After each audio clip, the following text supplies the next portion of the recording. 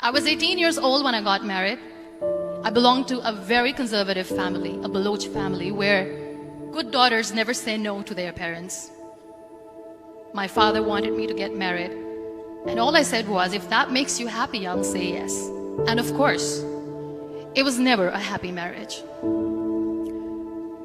Just about after 2 years of getting married, about 9 years ago, I met a car accident. Somehow my husband fell asleep and the car fell in the ditch. He managed to jump out, saved himself. I'm happy for him. But I stayed inside the car and I sustained a lot of injuries. The list is a bit long. Radius ulna of my right arm were fractured. The wrist was fractured. Shoulder bone and collarbone were fractured. My whole rib cage got fractured. But that injury that changed me and my life completely was the spine injury. Many people came to rescue. They gave me CPR. They dragged me out of the car. And while they were dragging me out, I got the complete transection of my spinal cord. Those 2.5 months in the hospital were dreadful. I was at the verge of despair. One day, doctor came to me and he said, well, I heard that you wanted to be an artist, but you ended up being a housewife. I have a bad news for you. You won't be able to paint again. Next day, doctor came to me and said, your spine injury is so bad, you won't be able to walk again. I took a deep breath and I said, it's all right. Next day, doctor came to me and said, because of your spine injury and the fixation that you have in your back, you won't be able to give birth to a child again. That day, I was devastated. I started to question my existence. Why am I even alive? So what kept me going was, one day I asked my brothers, I know I have a deformed hand, but I'm tired of looking at these white walls in the hospital and wearing these white scrubs. Bring me some colors, bring me some small canvas. I want to paint. So the very first painting I made was on my deathbed, where I painted for the very first time. What an amazing therapy it was. Without uttering a single word, I could paint my heart out. I could share my story. People used to come and say, what lovely painting, so much color. Nobody could see the grief in it. Only I could. And that day I decided that I'm going to live life for myself. I am not going to be that perfect person for someone. I am just going to take this moment and I will make it perfect for myself. That I'm going to fight my fears. So I wrote down one by one all those fears. And I decided that I'm going to overcome these fears one at a time. You know what was my biggest fear? Divorce.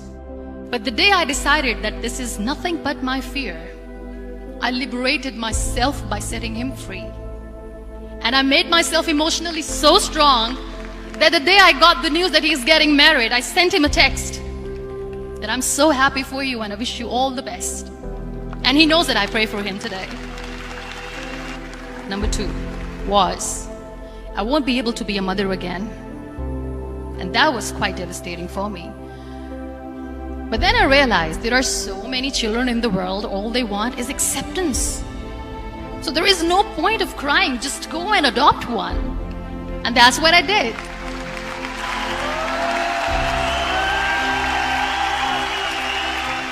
I gave my name in different organizations, different orphanages, and I waited patiently.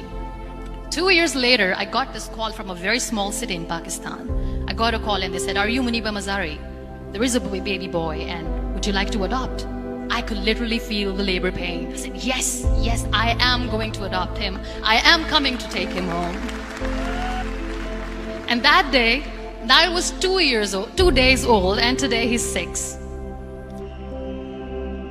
You know, when you end up being on the wheelchair, what's the most painful thing? People think that they will not be accepted by the people because we, in the world of perfect people, are imperfects. So I decided to appear more in public. I started to paint. I have done a lot of modeling campaigns. I decided that I'm going to join the national TV of Pakistan as an anchor person. I became the National Goodwill Ambassador for UN Women Pakistan, and now I speak for the rights of women, children. I was featured in BBC 100 Women for 2015. I'm one of the Forbes 30 under 30 for 2016. So when you accept yourself the way you are, the world recognizes you. It all starts from within. We have this amazing fantasy about life. This is how things should work. This is my plan. It should go as per my plan. If that doesn't happen, we give up. I never wanted to be on the wheelchair. Never thought of being on the wheelchair. This life is a test and a trial, and tests are never supposed to be easy. So when you are expecting ease from life, and life gives you lemons, then you make the lemonade, and then do not blame life for that. It is okay to be scared. It is okay to cry. Everything is okay, but giving up should not be an option. They always say that failure is not an option. Failure should be an option, because when you fail, you get up, and then you fail, and then you get up, and that keeps you going. Embrace each and every breath that you are taking. Celebrate your life. Live it. Don't die before your death. Real happiness lies in gratitude. So be grateful, be alive, and live every moment.